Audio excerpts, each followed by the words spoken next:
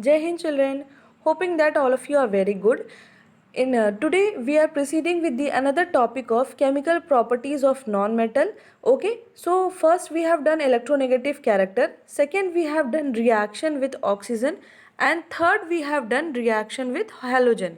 So since we have completed these three topics, today we are going to study another topic called as in which non-metal reacts with hydrogen. So now what is there in this? See, non-metal reacts with hydrogen to form covalent hydride. Now what do you mean by covalent hydride? See, hydride means the compound which are formed by with the help of hydrogen. Okay, thus in the hydrides of non-metal, hydrogen is bonded to the non-metal by covalent bond. Now this is your answer why it is called covalent hydride. So this covalent means it is a type of a bond which in which non-metal bonds with hydrogen. Okay, see, let's read the next statement. The hydride of non-metal do not conduct electricity. Very important. The hydride of non-metal do not conduct electricity. Now we are going to read about it, then you will understand ahead. See, the hydrides of non-metal may be acidic, basic or neutral depending upon the nature of the non-metal. So it can be acidic also, it can be basic also, and it can be your neutral also. Let us take the example and understand with the help of example. Sulfur with hydrogen gives hydrogen sulfide. So I am just telling you that what do you mean by covalent hydride? See, sulfur children reacts with hydrogen gas. So this is your hydrogen gas and this is your sulfur powder. Sulfur powder reacts with hydrogen gas to give H2S. This is a gas, okay, and this is called hydrogen sulfide gas. Okay, this is called hydrogen sulfide gas, and it smell like it means it. I'm writing its name first here. Hydrogen sulfide. It okay. It has a very pungent smelling. It smells like rotten egg. It smells like rotten egg. Okay, now what do we mean by covalent hydride? See, this is your sulfur atom and this is bonded to two hydrogen atom. Is it okay? So these two bond is called covalent bond. So these two bond is called covalent bond. Beta, there are many types of bond. You will study about these type of bond: covalent bond, ionic bond, coordinate bond. There are many types of bond you will study in your higher classes. Now you just understand that in hydrogen sulfide there is one sulfur atom in which two hydrogen atom is bonded, and these lines are called bonds. Bonds means the energy by which the two atoms hydrogen and sulfur are bonded with each other. So this bond is called covalent bond, and covalent bond is formed by sharing of electron. You just know this. Covalent bond is formed by sharing of electrons. Okay, between sharing of electron between both the atoms, so if I tell that sharing is taking place, so obviously it means that hydrogen and sulfur, both of them are giving their electrons, and then this bond is formed. Here also hydrogen and sulfur, both of them are giving their electron, then this bond is formed. I think now this is pretty much clear to all of you that why it is called covalent hydride. So this is the example of a covalent hydride, H2S, hydrogen sulfide. Okay, where sulfur is bonded to two hydrogen atom with a covalent bond. Let's move ahead children. Okay, now what is the and see, the nature of hydrogen sulfide is weakly acidic in nature, not very strong acid, but it is weak acid. Okay, weakly acidic. See, nitrogen reacts with hydrogen to give ammonia, and ammonia is the basic nature. Ammonia is what is the nature of ammonia? It is basic in nature. So just see, three molecules of hydrogen and one molecule of nitrogen, together they form two molecule of ammonia. This is the way how we read a chemical equation, children. So here hydrogen is called a molecule, nitrogen is called a molecule. So here three molecule of hydrogen and one molecule of nitrogen, they form two molecule of ammonia. And please do remember this ammonia formula. This is a very important gas. Why it is an important gas? Because it is this gas is only used for making fertilizers in the industry, children. Okay, and this is used for various purpose. So basically it's majorly used for making fertilizers in chemical industries, which the farmers use in their fields. Okay, so this is ammonia, which is basic in nature. Next, oxygen react with hydrogen to give water. Fine. Okay, now we are so known to this water that we didn't even thought that this water can also be called as a hydride, covalent hydride. So yes beta, even see, if your oxygen is a non-metal and these two hydrogen are bonded just like your sulfur, so this is water is also a hydride of oxygen. Okay, so see water, and what is the nature of water? Since we are drinking it daily, so it is neutral in nature. It is neither acidic nor basic in nature. So this is how we have seen the three different types of three different nature of hydrides of covalent hydride of non-metal, that is acidic, basic and neutral. I think, is it clear to everyone? This may be clear now. If there is any doubt, then do ask to me. Now see children, let's proceed with this activity 5. See, I think this activity is also related to your one natural phenomena called as acidic rain, acid rain. And this I have explained you in the previous class also, but now also I am going to show you how it is proved. See, to show that oxide of a non-metal, that is sulfur, here it is taken sulfur, is acidic in nature. Yeah, we know that oxides of metal are basic in nature, while oxides of non-metal are acidic in nature. And how to prove this is this? See, what you have to what is there in all this in this activity I am telling you, children. You have to take one deflagellating spoon. So this is your deflagellating spoon. Okay, means a spoon which is having a small, means vessel like thing, in which you can just have some compound. Okay, what you have to do, you have to just place the sulfur in this spoon like thing, and you have to heat it in the presence of the it means in the presence of the oxygen. You have to just heat in your room temperature on the burner.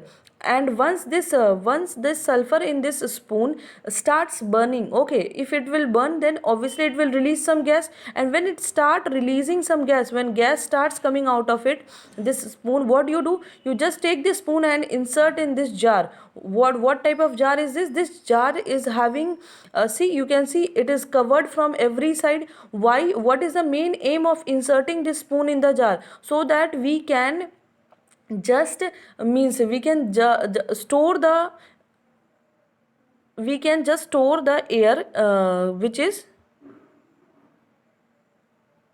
we can just store the air which or gas which is coming out of this. Okay, so it's our aim. The now when sulfur burns, what it produce and how it is reacting. See, when we have when all the sulfur has burned, all the gases is being trapped in this, we just add few amount of water. And how much it is written? 5 ml of water into this gas jar, and we just shake it. See, it is written here, shake the jar about one means, and we have to shake for some time, so that all the gases in this jar gets dissolved in the water. And after that, what you have to do, just add blue litmus solution. If we don't have litmus solution, we can just add litmus paper into it, blue litmus paper. What will happen? It just change the color, it will turn into red. And when blue litmus turns into red, this shows that what is the nature of the liquid. This is acidic in nature. And just I can prove you with the help of the reaction which you have studied in your previous class. See, you have studied that sulfur on reacting with oxygen forms sulfur dioxide. Again, it can form sulfur trioxide also. So sulfur dioxide and trioxide, these are two gases which when you will burn sulfur will come out. So these were the gases which were stored in the vessel. And when you mix sulfur trioxide or sulfur dioxide with water, when you have added water and you have just shaked the bottle, so in that case, while shaking, these two the gases mixes in the water and form sulfuric acid. So this is how your blue litmus turns into red because of the formation of sulfuric acid. I think now it is pretty much clear to all of you that how these gases, sulfur dioxide and trioxide, when they go in the atmosphere, in the above layer, in the means mainly in the above layer of the troposphere, or in the stratosphere where mainly clouds are there these gases combines with the water molecules suspended in the clouds and forms the acid. Not only sulfur but also nitrogen dioxide, which form nitric acid. So nitric acid and sulfuric acid, these two are main acid which are there in your acidic rain. Is it clear? I think now this is clear to everyone. Okay. So children, after proving that oxides of non-metal are acidic in nature, let's move ahead with the fifth topic, reaction with acid. Okay, see, non-metal do not displace hydrogen from dilute acid. Okay, this is one statement, just read it. Non-metal do not displace hydrogen from dilute acid. Why? What's the reason behind this? See, this is because non-metal are not able to give electrons for the reduction of H plus ion. Some non-metals react with the concentrated oxidizing acid to form the corresponding oxyacid. Sorry ma'am, we didn't get anything. I too, I have also not understood. See, just I am trying to make you understand in a very simple language. Do you remember the reactivity series, children? What was there in the reactivity series? The means basically it was the reactivity series of metal, in which you have learned that those metal which are more reactive, okay, can displace the less reactive metal which are means they are which are lower in the series. Okay, this was the thing. So just you understand one thing, that non-metal cannot displace hydrogen from the acid. That is why the hydrogen means that is why they do not react with acid. See, non-metal do not displace hydrogen from the dilute acid. See, suppose just I am giving you one example. Suppose if you are taking one example of nitrogen. Okay, nitrogen, if this gas is treated with HCl. So this gas, nitrogen, is not having that much ability to displace hydrogen from hydrochloric acid. So that is why hydrogen gas is not produced in this reaction. Got it? This is the most simple way which you can understand. Because non-metal being less reactive than the hydrogen cannot displace the means a non-metal being less reactive than hydrogen, it cannot displace hydrogen from the acid. This is the one point. So this is the one point which you have understood, that because non-metals are less reactive, means non-metals are less reactive than hydrogen, that is why it could not replace hydrogen from the acidic solution. Okay, so this is the one thing, and that is why hydrogen gas is not released. I think this is very easy and this all of you can understand. Okay, the next point is that, see, the next point is that all of you know that your non-metals, see, non-metals are electronegative in nature. Non-metals are electronegative in nature. What do we mean by electronegative, children? Means electron attracting capability. Electron attracting capability. So electron attracting capability is higher in non-metal. Okay, so since your non-metals are electronegative in nature, so they do not tend to give electron, rather they tend to attract the electron. They tend to attract the electron from other element. So now you might be having question that ma'am, from where this H plus has come.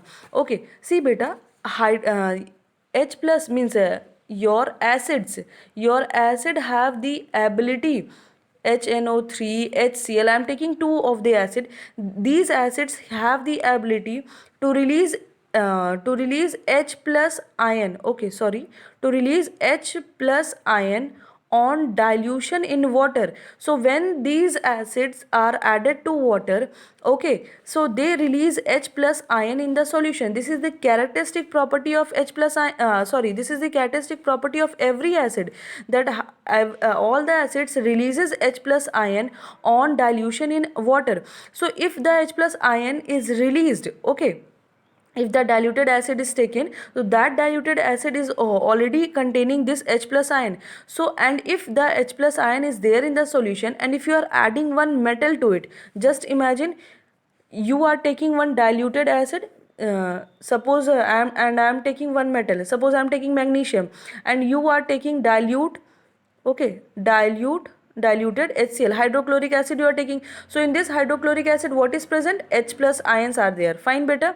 Now this Mg means this is a metal have a magnesium. So this is a magnesium or metals have the tendency to give the electron, to donate the electron. So and magnesium have the, how much it donates? Magnesium donates 2 electron to form Mg2 plus, and it becomes stable. So this magnesium atom, it donate 2 electron to form Mg2 plus, okay, and the 2 electron which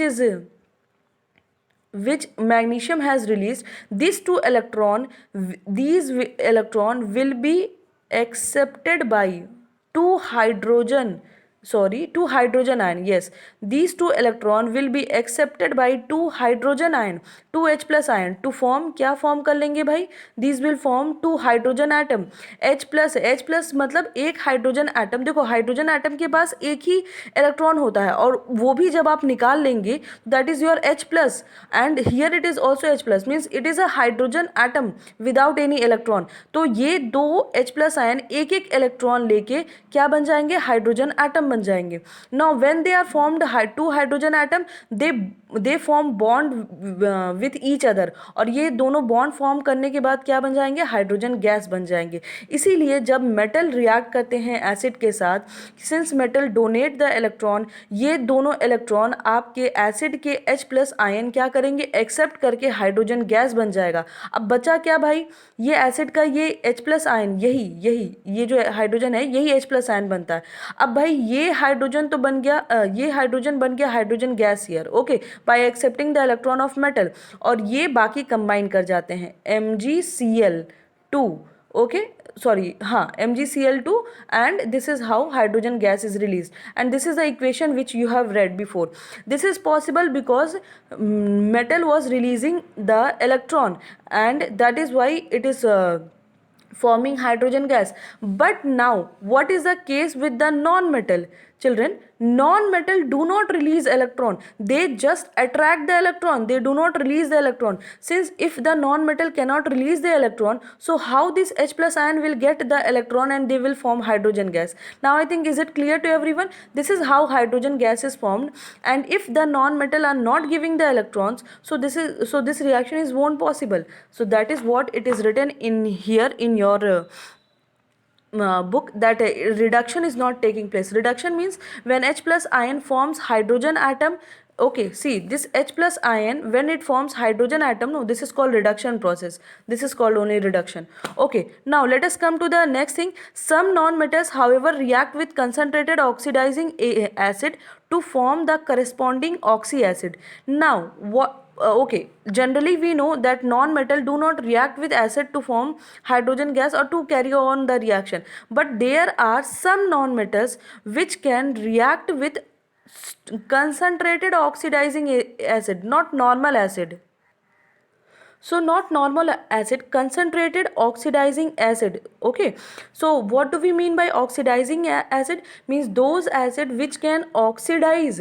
Oxidize means can add oxygen to the to hydrogen to make it, see, to make it corresponding oxy acids. Okay, now I am telling you what do we mean by oxy acid. See, oxy acid or oxo acid, it is also called as oxo acid or ternary acid. Okay, these are the synonyms.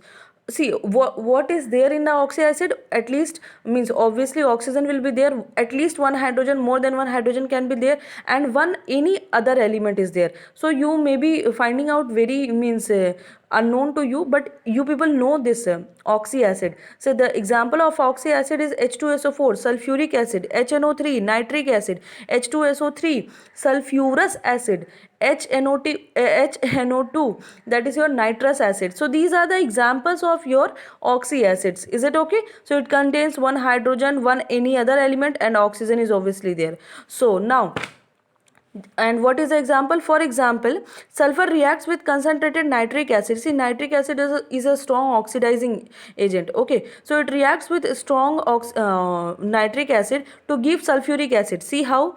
Means sulfur reacts with nitric acid here, and it forms sulfuric acid, plus nitrogen dioxide gas is released, and plus water is formed. So this is important thing beta, that only some of the non-metal, when they come in contact with strong oxidizing acid, means there is then there is a tendency to form oxy acid. H2SO4 is a oxy acid, and nitrogen dioxide gas is released, and here your water is formed. So this is, children, all about your reaction with acids. I think you people have understood this.